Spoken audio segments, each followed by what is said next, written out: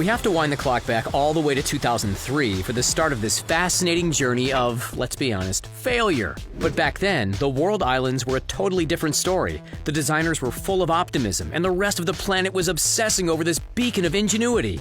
Here was the initial plan. The artificial archipelago, made up of 300 islands, was going to be built 2 miles off the coast of the mainland. It was going to be a typical residential neighborhood, though the world islands were intended to be an exclusive offshore playground for the elite of the elite. We're talking local and international film stars, royalty, business tycoons, and celebrities from near and far. 50 invitations were sent out every year detailing the exclusive opportunity to own the world. If you were swimming in cash, wouldn't you jump at the chance?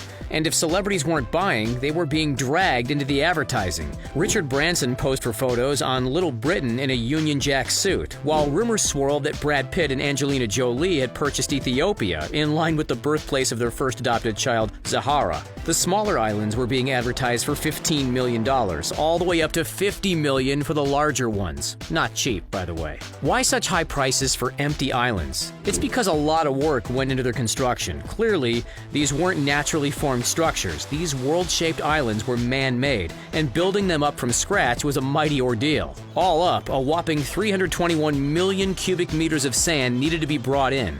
Just to put that in perspective, imagine Yankee Stadium filled from bottom to top with sand.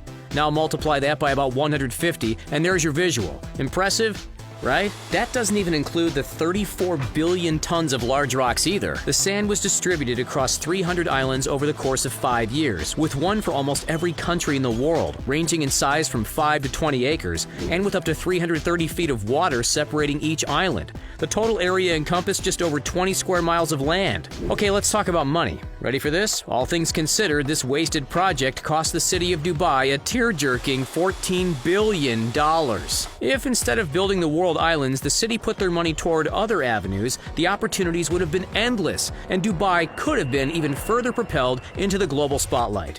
But no. For $14 billion, Dubai could have built another 9 identical copies of the world's tallest building, the Burj-Khalifa. For $14 billion, Dubai could have constructed 225 replicas of the Dubai frame, almost enough to create a circumference around the entire city. For $14 billion, Dubai could have constructed another 13 versions of the Burj Al Arab, the world's only 7-star hotel. Perhaps most importantly, for $14 billion, Dubai could have created a second version of the Palm Jumeirah, a revolutionary man-made archipelago that was already proven to be astoundingly successful. Yet, despite all these imaginative and realistic possibilities, they took the wrong option, opting to build the world islands, which have sat mostly abandoned since their inception, slowly falling victim to the ocean. The empty islands aren't a failure solely because of the unwise allocation of the city's cash. While initially an amazing visual spectacle that truly deserved to be on a postcard, the aesthetic of the world islands is now, well, kind of sad, really. See for yourself. The hope was for the world island to resemble a bird's-eye view of a world map.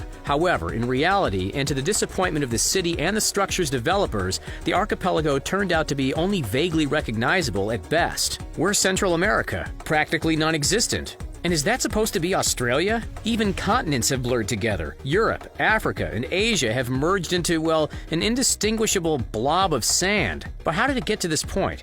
Part of the blame goes towards sinking and erosion, and the other part goes toward the project remaining unfinished. Primary cause for the lack of completion can be pinned down to one event, the GFC. Because of the destructive effects of 2008, Nakheel Properties, the developer, had to halt production in 2009.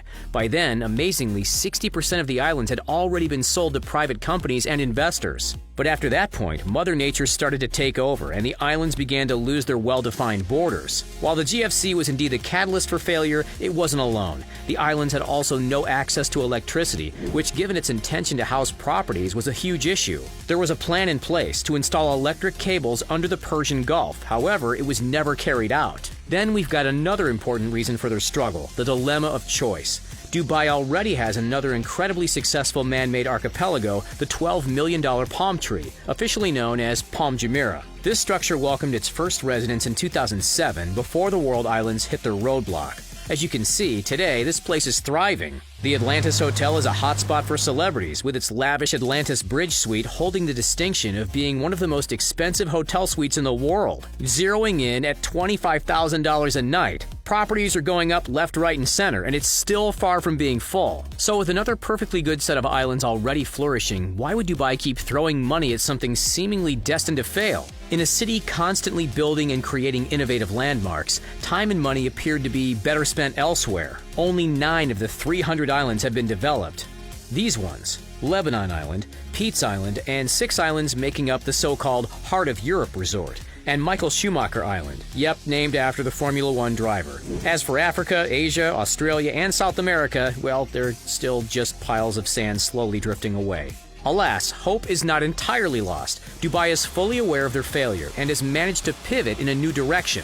Now, the focus has turned almost exclusively to one section of the world map, the Heart of Europe. Here's the new plan. The first phase of construction includes 10 waterfront palaces on Sweden Island, 32 villas on Germany Island, and 78 so-called floating seahorses. These floating homes, which are intended to be a staycation destination, are arguably the most unique part of the entire operation. They allow visitors to marvel at marine life from their underwater bedrooms and bathrooms. Pretty cool, hey? Phase 2 of the Heart of Europe features a pair of holiday resorts inspired by the colors and lifestyles of Portofino in Italy and the Côte d'Azur in France. Even though the city is making a clear and conscious effort to salvage the monumental stuff up, it's fair to say that the rest of the planet and Dubai itself has almost forgotten about the world islands, to the relief of the developer. Why? Because Dubai's constant innovations are eclipsing the long-forgotten failure. These days, the first thing that comes to mind is the Burj-Khalifa. In a few years, that too could change, with a number of revolutionary projects already underway. Before too long, we'll see Dubai unveil the world's first dynamic tower, a $1.2 billion fully rotating skyscraper that will soar 80 stories and nearly 1,400 feet into the air. We'll also see Aladdin City, a $500 million neighborhood inspired by the tales of Aladdin and the Arabian Nights. And as perhaps the nail in the coffin of the world islands, Dubai has already created another man-made archipelago, Jumeirah Bay Island, which is shaped like a seahorse. Already open to the public, this place houses a yacht club, apartment buildings, and a 5-star Bulgari hotel.